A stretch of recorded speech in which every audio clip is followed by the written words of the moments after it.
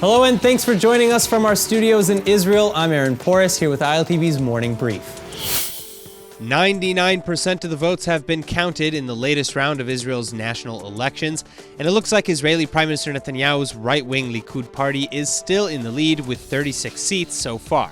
The Blue and White Party is then trailing behind with 33 seats. On the right, the ultra-Orthodox parties Shas and United Torah Judaism have 9 and 7 seats respectively, and Yamina has 6. Then on the left, the Joint Arab List has 15 seats, and Labor Gesher Meretz has 7 seats. These numbers mean that based on the latest count of 99% of the votes, the right-wing bloc has 58 seats, and the left wing has 55 if you include the Joint Arab List, even though Blue and White has refused to sit with the Arab Party.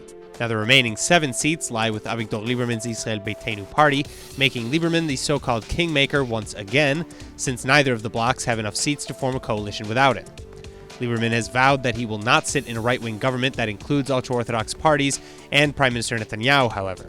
The right is still celebrating the count as a victory, though, because they still only need 3 seats to reach the 61-seat threshold and form a government coalition. Finally, unofficial election results are not expected to be published until Wednesday night.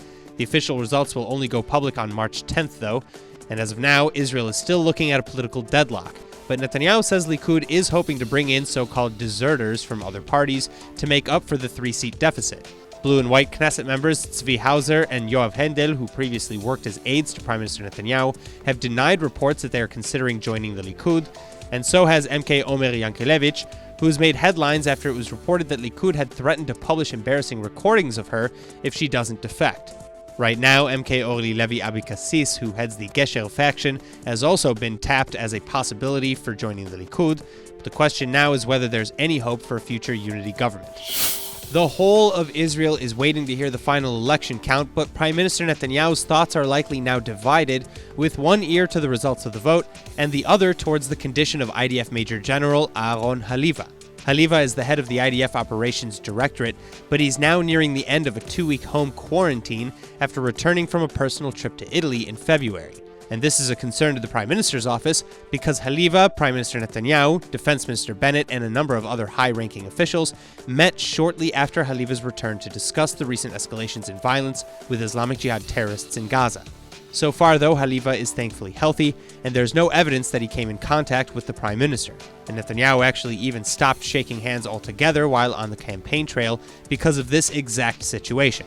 Now, in the meantime, as the infected count in Israel rises to 15 with 5,000 in home quarantine, the Health Ministry is mulling the expansion of its quarantine directorate.